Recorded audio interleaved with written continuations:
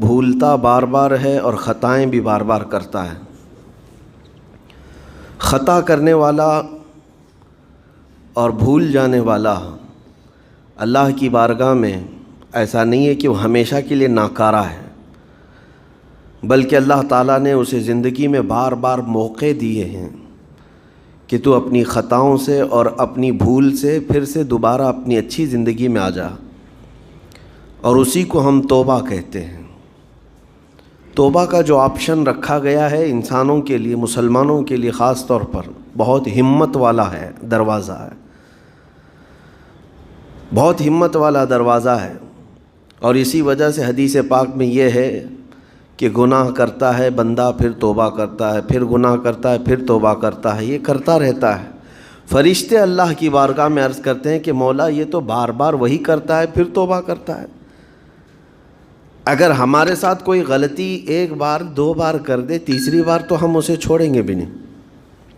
انسانوں کی طبیعت تو یہی ہے، لیکن بندہ جب بار بار ایک خطا کرتا ہے اور پھر توبہ کرتا ہے، پھر خطا پھر توبہ، تو فرشتے جب اللہ کی بارگاہ میں یہ عرض کرتے ہیں کہ مولا یہ ہر بار یہی کرتا ہے، تو جانتے ہیں پروردگار عالم کیا فرماتا ہے؟ ارشاد فرماتا ہے اے میرے فرشتوں، میرا بندہ مجھے رحمان سمجھتا ہے اس لیے بار بار توبہ کرتا ہے،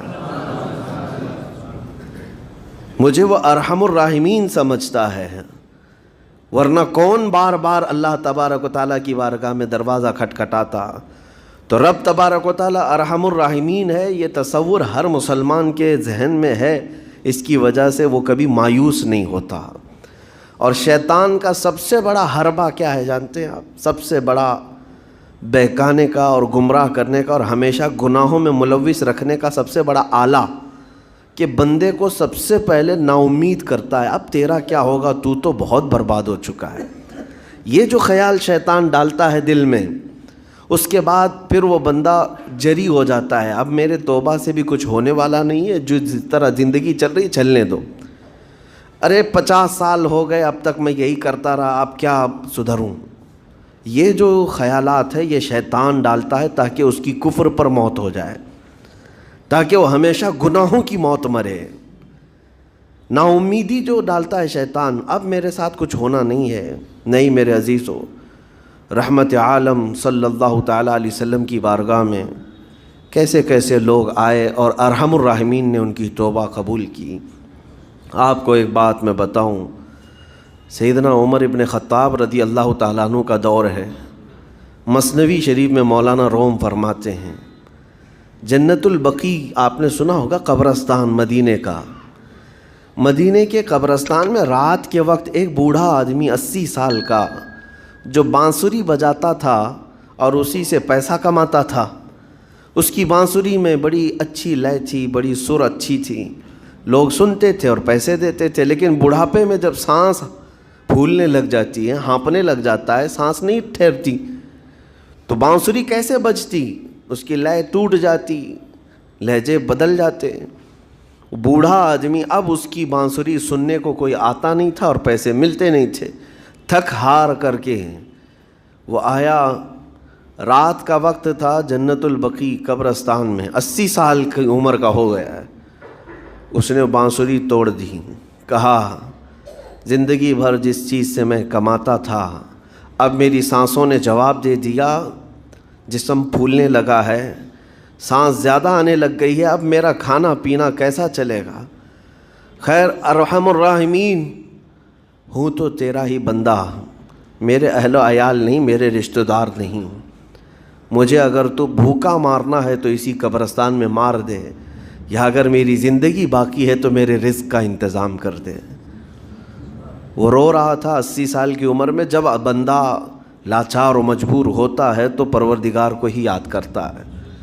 جانتے ہیں عمر ابن خطاب رضی اللہ تعالیٰ عنہ امیر المومنین مسجد نبوی میں تھے اور ان کی آنکھ لگی تھی، خواب میں رسول پاک صلی اللہ تعالیٰ علیہ وسلم تشریف لائے، کہا عمر اللہ کا حکم ہے جنت البقیع میں جاؤ، ایک بھوکا آدمی کھڑا ہے، اپنے گھر سے کھانا لے جاؤ اور اس کی ضرورت کا انتظام کرو۔ نیند کھلی تو آپ نے دیکھا اللہ کے حبیب صلی اللہ علیہ وسلم کی طرف سے حکم آیا، اور رب ذوالجلال کا حکم ہے، گھر سے عمدہ کھانا لیا تو شادان لے کر کے، کچھ مال و متاع بھی لے کر قبرستان میں گئے، ڈھونڈا کون ہے یہاں پر، تو دیکھا کہ ایک ہانپتا کانپتا ہوا 80 سال کا بوڑھا روتا ہوا نظر آیا۔ امیر المومنین اپنے ہاتھ میں توشادان لے کر اس کے قریب گئے، کہا تو بھوکا ہے؟ کہا ہاں بھوکا ہوں۔ بیٹھ چل میں تجھے کھلاتا ہوں۔ دسترخوان بچھا کر اسے اپنے ہاتھوں سے کھلایا اور اسے اپنی ضرورت کے مطابق جو ضروریات تھیں اس کی ضرورت کے مطابق وہ ساری چیزیں دی۔ وہ بوڑھا پوچھتا ہے آپ کون ہیں؟ حضرت عمر فاروق نے کہا میں عمر ابن خطاب ہوں۔ وہ ڈر گیا، حضرت عمر سے کون نہیں ڈرتا تھا کہ کہیں یہ کھلا پلا کر کے مجھے کوڑے نہ ماریں کہ زندگی بھر بانسری بجانے والا آج پکڑا گیا ہے، ہاں آج مجھے یہ سزا نہ دے دے۔ وہ کانپنے لگا، کہا کہ آپ یہاں کیسے؟ حضرت امیر المومنین کہتے ہیں میں خود نہیں آیا، مجھے اللہ کے رسول نے بھیجا، اور رب تبارک و تعالیٰ کا حکم آیا تھا کہ تو بھوکا ہے اور تو نے رزق مانگا ہے اور مجھے تیرے رزق دے کر کے بھیجا گیا ہے۔ وہ چیخ مار کر کے گر پڑا زمین پر اور رونے لگا، اپنے ہاتھ پھیلا کر کہا سچ فرمایا مولا تو ارحم الراحمین ہے، 80 سال تجھ سے دور بھاگتا رہا، ایک بار کیا تجھے میں نے پکارا، تو نے وقت کے امیر المومنین کو کھانا دے کر بھیج دیا۔ اللہ رب العزت کی بارگاہ میں نا امیدی اور مایوسی جو شیطان لاتا ہے، اس سے بندے بھٹک جاتے ہیں، بہک جاتے ہیں، انہیں توبہ کی توفیق بھی نہیں ملتی۔ اسی لیے میرا مولا فرماتا انا عند ظن عبدی بی، رب تعالیٰ فرماتا میرا بندہ میرے بارے میں جیسا گمان کرتا ہے میں اس کے ساتھ ویسا سلوک کرتا ہوں۔ تم کیا گمان کرتے ہو؟ وہ سخت پکڑ کرے گا، ابھی مار ڈالے گا، وہ غفار ہے، قہار ہے، جبار ہے، لیکن ساتھ میں وہ ستار بھی ہے، وہ رحمان بھی ہے، رحیم بھی ہے۔ اگر رب تبارک و تعالیٰ ہر چیز پر پکڑ کرتا تو ہمارا تو جینا ہی نہیں تھا، یہاں پر اتنے گناہ ہو چکے۔ اور وہ رب تعالیٰ فرماتا وسعت رحمتی کل شیء، میری رحمت نے ہر چیز کو گھیر رکھا ہے۔ اللہ رب العزت بندوں کو معاف کرنے کا اظہار زیادہ فرماتا ہے۔